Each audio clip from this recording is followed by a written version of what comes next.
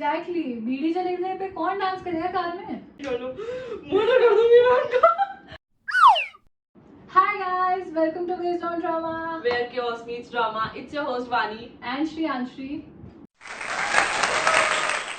You remember when we were sitting in the cafeteria तो एक couple fight कर रहा था? हाँ, what exactly happened? I had to leave for my class. अरे वो लड़की वो कंप्लेन कर रही थी कि मतलब she got to know कि वो जो लड़का था वो लास्ट नाइट किसी लड़की के साथ मेकआउट कर रहा था एंड उसको किसी म्यूचुअल के थ्रू पता चला कि ऐसा ऐसा हुआ. So she was obviously very jealous कि भाई तूने ये वो वगैरह वगैरह उसके साथ घूम रहा था.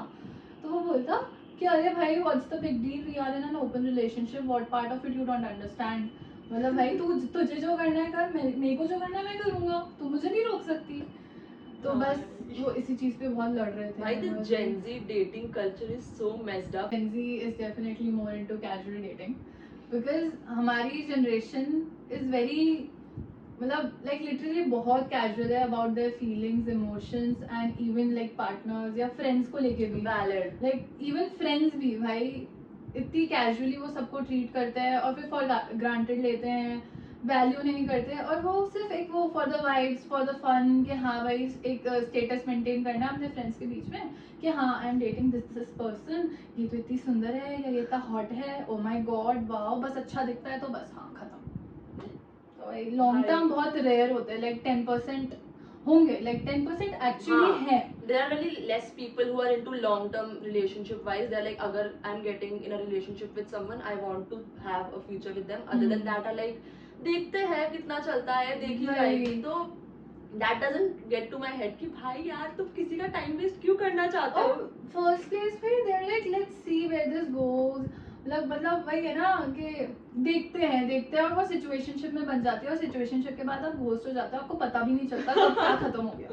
Literally. तो भाई ये साइकिल बहुत गंदी है. I feel like majority of the Gen Z is into casual dating only because they want to get into relationships because they see their friends having a good relationship with someone and then they're like, fuck, I need a partner. Out of FOMO. Out of FOMO, like भाई ये कितना खुश है, ये कितनी खुश है, मुझे भी कोई चाहिए. But they don't see where they come from. They don't see कि भाई it's not necessarily the person you date, you're gonna end up marrying them. But just don't play with someone's feeling just for the sake of being together. Exactly. I think they are just confusion rebranded because situationship क्या है? It's not even a title. Makes sense. वो confusion ही है. Like it is based on a situation. क्या आप थोड़े से time के लिए आप किसी से बात कर रहे हैं and you are just passing time with each other और कोई certainty नहीं है, कोई surety नहीं है. They are not even sure about you if they even like you or not. It's just about like how physically attracted they are towards you or your personality or even your friend group or your social life. कई लोग social life के लिए भी situationships में आते हैं, like I want to become friends with them because मतलब मेरे को इसके साथ हैंग आउट करना है, इसके दोस्त बहुत अच्छे हैं, इसकी सोशल लाइफ बहुत अच्छी है, oh my god they are so good so aesthetic. वो चीज के लिए मेरे को mainly situationships. I feel like situationships only occur majorly when one of the person is confused about you. Yeah. And it only makes things harder for the person who is genuinely interested.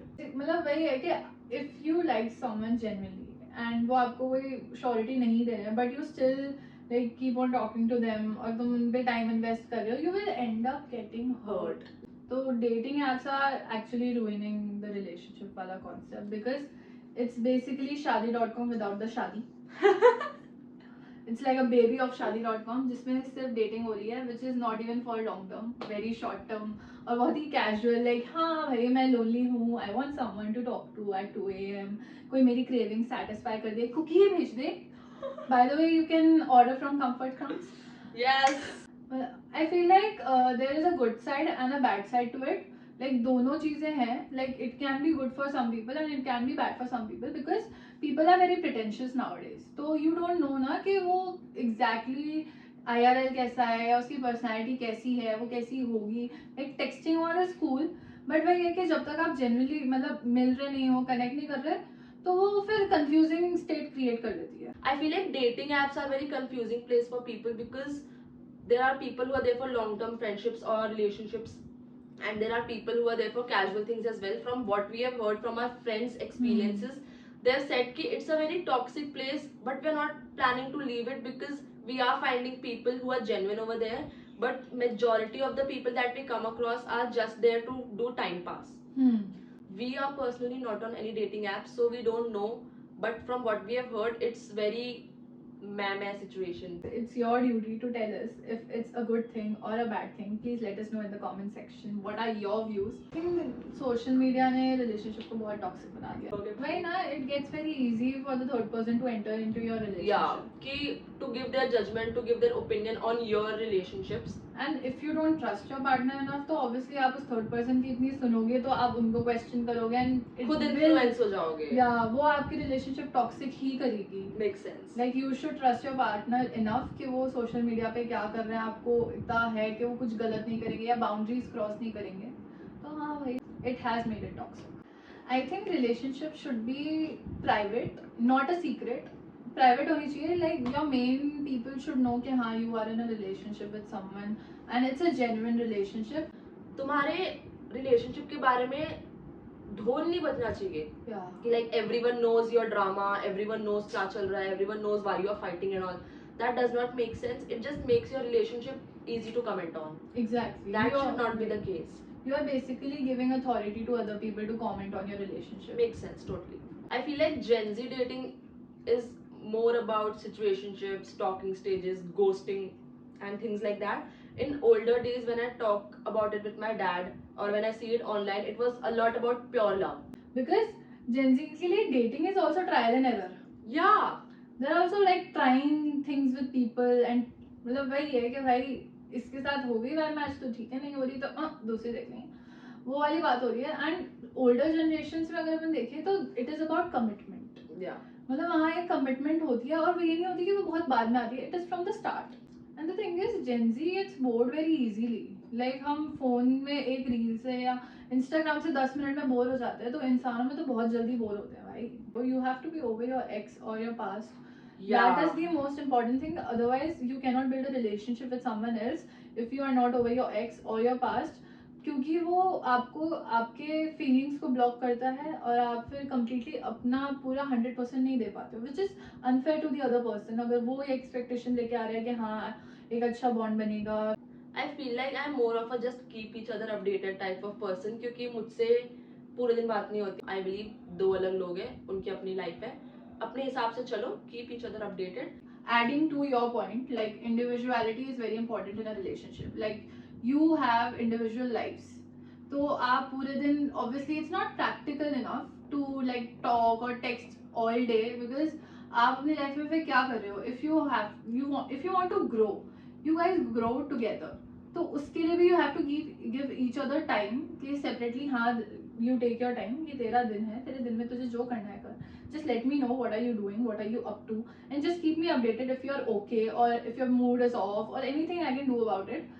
तो वो चीज़ is okay, but मतलब personally that's what I think and that's what I would do in a relationship कि भाई मैं पूरे दिन text नहीं कर सकती. I will keep you updated and मतलब दिन खत्म होने पे 5 मिनट का कॉल और 5 मिनट के लिए भी अगर बात हो रही है कि हाँ I can rant completely कि how was my day and if you're asking me भाई क्या हुआ आज and all that, तो that is enough.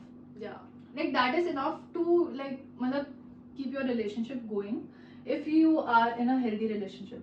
And when it comes to toxic relationship, उसमें ये चीज़ usually मैंने जो notice किया और जो मैंने सुनी है वो ज़्यादा होती है कि कहाँ पे है, send your location, what are you doing, who are you with.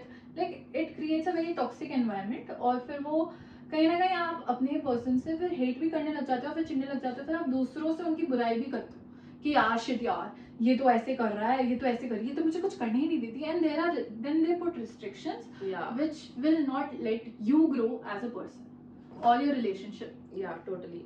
मतलब you should not revolve your world around each other. You have your own life, do your thing, let them do your thing. I know मतलब काफी बार मैंने देखा भी है और सुना भी है कि काफी लोग they love to talk to their partner, that is completely fine, but being like बोलते ना poking into their business and all, I don't think that is good for anyone's growth in today's time. तो वो काफी चीजें contradicting हो जाती है लोगों के लिए हुआ like कि नहीं नहीं मुझे तो पूरे टाइम उससे बात करनी है. फिर when you talk about it there are conversations where you तुम्हारे arguments वगैरह भी होंगे, तो वही हो जाता है कि हौच-पौच हो जाता है बहुत ज़्यादा. तो I do not and I wouldn't prefer to be with someone जो अपनी पूरी पर्सनालिटी ही मेरे अराउंड रिवॉल्व करे या मैं उसके अराउंड ही अपनी पूरी पर्सनालिटी रिवॉल्व कराऊँ. तो खुद की लाइफ भी होती है भाई तुम्हारी, डू योर थिंग, तो that's it. And again, this is our perspective. Like honestly, मतलब मेरे को तो यही है कि थोड़ा सिमिलर इंटरेस्ट होना चाहिए, completely opposite नहीं, वरना फिर वो बहुत क्लैश करता है.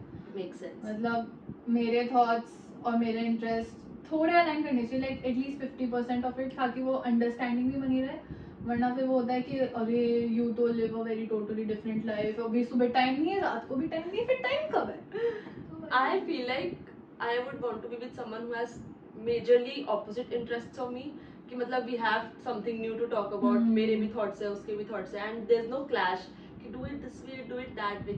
There should be a common ground on some topics. कि थोड़ी थोड़ी चीजों पे similarities है, but majorly I feel like opposite interests are the best thing, क्योंकि तुम लोग के पास बहुत कुछ होता है कुछ ना कुछ बात करने के लिए फिर. मतलब वही है कि you get to know a lot of things, like new things you get to learn From each other's world. वही. I feel like I prefer slow burn connections if it's about connecting with a particular person. Other than that, for friendships, I want instant spark. I want someone, it's like bro इससे तो vibe match हो गई करके.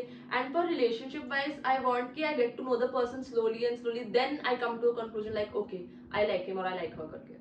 Anyways, मतलब किसी के साथ you want to like make a genuine connection, you need to know them for at least of 3 months. Like 3 month period तो आपको लेके चलना चाहिए, because you never really know someone truly from inside.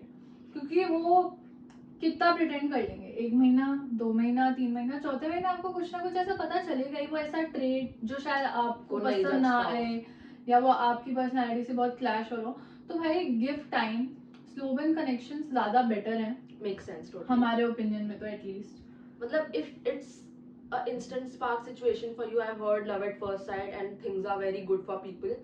That happens, but we feel like slow burn connections last longer than instant sparks. And if you're jumping onto a relationship, वो फिर वो relationship Out of desperation है. वो out of desperation है, because हर तीसरे दिन आपको सामने वाले के बारे में कुछ किसी और से अगर पता चला और आप लोग ऑलरेडी डेट कर रहे हो, तो भाई फिर प्रॉब्लम्स आती हैं बहुत ज़्यादा. और फिर वो सॉल्व भी नहीं होती है, एंड फिर it just makes like harder to trust the other person. तो वो ट्रस्ट बिल्ड नहीं हो पाता.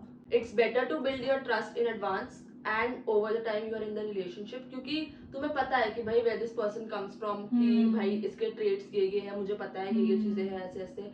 तो if something confusing happens like bro I did not know this was you करके, तो it's very shocking for the other person as well कि भाई ये क्या है भाई, I did not expect you to do this. Exactly. वही ना, कल को कैसे कुछ होता है तो you are also like answerable to yourself and your friends at least, कि भाई आपके friends आके पूछेंगे कि अरे इसने ऐसा किया, then you should be like ready with an answer कि यार I know he's like that or she's like that. तो भाई मतलब वो आपको dumb feel नहीं कराएगा. Exactly. उस situation.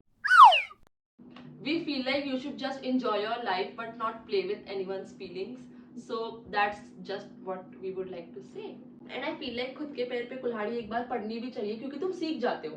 You know next time क्या करना है करके. And कुछ लोगों का ऐसा रहता है कि दूसरों से देख के सीख लिया, and कुछ लोगों का, फॉर एग्जाम्पल हम दोनों, जब तक खुद के पैर पे कुल्हाड़ी नहीं पड़ती तब तक हम नहीं सीखते.